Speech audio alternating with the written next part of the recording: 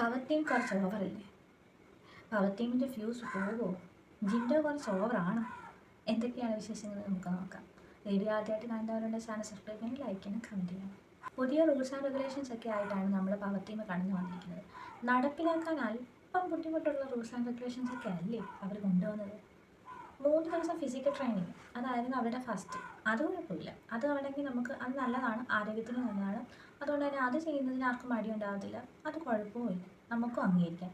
രണ്ടാമത്തത്, എല്ലാ ദിവസവും രാവിലെ എണീറ്റ് ഒരുമിച്ച് ഡാൻസ് കളിക്കണം. ശരിയാണ്, അവരുടെ ഡാൻസ് ഒക്കെ കാണുന്നത് നമുക്കൊരു സന്തോഷമാണ്, ഒരു എൻ്റർടൈൻമെൻറ്റാണ്. അതുകൊണ്ട് അത് ചെയ്യുന്നതിലും വലിയ കുഴപ്പമില്ല. മൂന്നാമതൊക്കെ വരുന്ന കാര്യങ്ങൾ, അവർ സംസാരിക്കുമ്പോൾ സംസാരിക്കാൻ പാടില്ല, പിന്നീട് അഭിപ്രായം പറയാം, അതും വലിയ കുഴപ്പമില്ല. ഈ ഒരു പ്രശ്നങ്ങൾ ഒഴിവാക്കാൻ നല്ലതാണത്. പക്ഷെങ്കിൽ അങ്ങനെ സംസാരിച്ച് പോയാൽ അതിന് പണിഷ്മെൻറ്റ് കൊടുക്കുക, അതൊക്കെ ഇച്ചിരി ഓവറല്ലേ? ജിൻഡോ ഇന്നലെ നോറയ്ക്ക് അവർ സംസാരിച്ചുകൊണ്ടിരുന്ന സമയത്ത് ഏതൊരു സംസാരിച്ചു എന്നൊക്കെ പറഞ്ഞിട്ട് പണിഷ്മെൻ്റൊക്കെ കൊടുത്തിട്ടുണ്ടായിരുന്നു. പിന്നെ ഇതൊരു ഷോയല്ലേ, അല്ലാതെ നമ്മൾ ഈ മര്യാദ പഠിപ്പിച്ച് നിർത്താൻ ഹോസ്റ്റലോ അല്ലാതെ അങ്ങനെയൊന്നും അല്ലല്ലോ. ഇന്നലെ ഇവർ ഫുഡ് എല്ലാവർക്കും തികയാൻ വേണ്ടിയിട്ടാണ് ഒരുമിച്ചിട്ട് ഫുഡൊക്കെ കഴിച്ചത്. ഒരുമിച്ച് ഫുഡൊക്കെ കഴിക്കുന്നത് നല്ല കാര്യം തന്നെയാണ്. പക്ഷേ ഇതൊരു ഷോ ആകുമ്പോൾ പലർക്കും പല കാര്യങ്ങളുണ്ടാവും, പല ഇതുണ്ടാവും. അതെല്ലാം കൂടിക്കഴിഞ്ഞ് പോകുന്നില്ല. പിന്നെ ഒരു ദിവസമൊക്കെ ഫുഡ് സെർവ് ചെയ്ത് കൊടുക്കാനൊക്കെ എല്ലാവർക്കും വലിയ താല്പര്യമൊക്കെ ആയിരിക്കും. പിന്നെ പോകെ ഇതൊരു പ്രശ്നമായി ചിലപ്പോൾ മാറാം. പിന്നെ ലൈറ്റ് ഓഫ് ചെയ്യുമ്പോൾ 9 മണിക്ക് തന്നെ കിടന്ന് ഉറങ്ങുക എന്നൊക്കെ പറയുന്നത് പോസിബിൾ ആയിട്ടുള്ളൊരു കാര്യമല്ല. ഇതൊരു ഷോ ആകുമ്പോൾ നമ്മളൊക്കെ ഈ ഷോ കാണാൻ വേണ്ടിയല്ലേ ഇരിക്കുന്നത്. അപ്പോൾ ഈ ഒരു ഹോസ്റ്റൽ പോലെ കാര്യങ്ങൾ, ഫുഡ് കഴിക്കണം, ലൈറ്റ് ഓഫ് ആകുമ്പോൾ ഉറങ്ങണം, അപ്പം സമയത്ത് എണീക്കണം, ഈ ഒരു രീതിയിലൊക്കെ മുന്നോട്ട് പോയി കഴിഞ്ഞാൽ കാണുന്നവർക്കും കൂടി ഒരു അരോചകമാകത്തേ ഉള്ളൂ. ശരിക്കും പറഞ്ഞാൽ ഈ പവർ ടീമിൻ്റെ ഒന്നും ഒരാവശ്യമില്ലായിരുന്നു. പഴയ സീസണൊക്കെ പോലെ തന്നെ കണ്ടസ്റ്റൻസ് ആയിട്ട് ബിഗ് ബോസ് ആയിട്ട് ഇരുന്നാൽ മതിയാണ്. ഈ കണ്ടസ്റ്റൻസിൽ തന്നെ പാർഷ്യാലിറ്റി കൊടുത്ത് അല്ലെങ്കിൽ ആ ഒരു ഇത് കൊടുക്കണ്ടായിരുന്നു, ഒരു ഗ്രൂപ്പ്. അതായത് കുറച്ച് പേർക്ക് അധികാരം, കുറച്ച് പേർക്ക് അധികാരമില്ല. എന്തിനാ അങ്ങനെയൊക്കെ?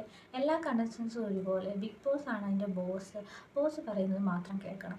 ആ ഒരു രീതിയിലായിരുന്നു കുറച്ചും കൂടി നല്ലത് എന്നാണ് എൻ്റെ ഒരു അഭിപ്രായം. നിങ്ങളുടെയൊക്കെ അഭിപ്രായം എങ്ങനെയാണെന്നൊക്കെ നിങ്ങളൊന്ന് കമൻറ്റ് ചെയ്തേക്കണേ. പിന്നെ പഴയ പോലെ ക്യാപ്റ്റൻ വേണം ആ ജോലികളൊക്കെ ഡിവൈഡ് ചെയ്ത് കൊടുക്കാനും. ആ ജോലികൾ ചെയ്യുന്ന ഗ്രൂപ്പിനും ഒരു ക്യാപ്റ്റൻ വേണം, അത് ജോലി കൃത്യമായിട്ട് ചെയ്യാനും എടുക്കാനും. അങ്ങനെയൊക്കെ ഉണ്ടെങ്കിൽ അത് നല്ലതാണ്. അല്ലാതെ ഈ ഗ്രൂപ്പ് വേണം. നമ്മൾ എന്തെങ്കിലും ഗെയിം ഷോ അല്ലെങ്കിൽ അങ്ങനെ എന്തെങ്കിലും ഉണ്ടെങ്കിൽ ഗ്രൂപ്പ് തിരിഞ്ഞതിന് കുഴപ്പമില്ല.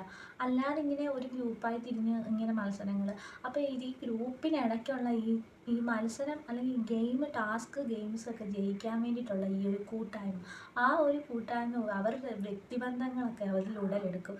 അവർക്ക് തമ്മിൽ ഒരു സ്നേഹവും ഒരു ഇതുമൊക്കെ വന്നു കഴിയുമ്പോൾ ഗെയിമിൽ ഒരു ഫ്രണ്ട്ഷിപ്പ് ഗെയിമായി പോവുക. ഈ ഗ്രൂപ്പായിട്ട് അല്ലെങ്കിൽ പിന്നെ ഇടയ്ക്കിടയ്ക്ക് ഈ ഗ്രൂപ്പുകളെ തമ്മിൽ അങ്ങോട്ടും ഇങ്ങോട്ടും മാറ്റുക. അത് നെസ്റ്റിങ്ങിലെ ഗ്രൂപ്പുകളെ ആൾക്കാരെ ടണലിലെ ആൾക്കാരെ ഡെന്നിലിടണം. അങ്ങനെ ഇടകലർത്തി ചില സമയത്ത് അത് ബിഗ് ബോസ് ഇട്ട് കൊടുക്കണം. അല്ലാതെ ഇതേ ഗ്രൂപ്പ് തന്നെ ആദ്യം മുതൽ അവസാനം വരെ പോയി കഴിഞ്ഞ് കഴിഞ്ഞാൽ ഇവർക്ക് തമ്മിലൊരു ഫ്രണ്ട്ഷിപ്പ് ഉടലെടുക്കുക. ആ ഫ്രണ്ട്ഷിപ്പ് നമ്മുടെ ഗെയിമിനെ നന്നായിട്ട് ബാധിക്കും, ഷോയെ ബാധിക്കാനാണ് സാധ്യത. അവർ മറ്റുള്ള ടാസ്കുകൾ ജയിക്കാൻ അവർ തമ്മിലുള്ള ആ സ്നേഹം, ആ ഒരു ഒത്തൊരുമ, അത് വളർന്ന് കൂടെയുള്ള ആളിനെ ചതിക്കാൻ പറ്റാത്ത, അല്ലെങ്കിൽ കൂടെയുള്ള ആളിനെ കുറ്റം പറയാൻ പറ്റാത്ത രീതിയിലേക്കൊക്കെ ആയിപ്പോയി കഴിഞ്ഞാൽ ഈ ഷോയെ അത് ബാധിക്കും. അപ്പോൾ ശരിക്കും പറഞ്ഞാൽ ഇൻഡിവിജ്വലായിട്ട് കളിക്കാൻ വേണ്ടിയിട്ട് ഇൻഡിവിജ്വലായിട്ടുള്ള ഇട്ട് കൊടുക്കുന്നതാണ് നല്ലത്. അല്ലാതെ ഇങ്ങനെ ഒരു ഗ്രൂപ്പായിട്ടൊരു ഇത് വേണ്ടായിരുന്നു. പവർ ടീം, ടണൽ ടീം അങ്ങനെ ഇങ്ങനെ കണ്ടിന്യൂ ആയിട്ട് ഗ്രൂപ്പായിട്ടൊന്നും വേണ്ടായിരുന്നു. പഴയ സീസണിലൊക്കെ പോലെ എന്തെങ്കിലും ഗെയിംസോ ടാസ്കോ ഒക്കെ വരുമ്പോൾ ഒരു ഗ്രൂപ്പ് കൊടുക്കുക.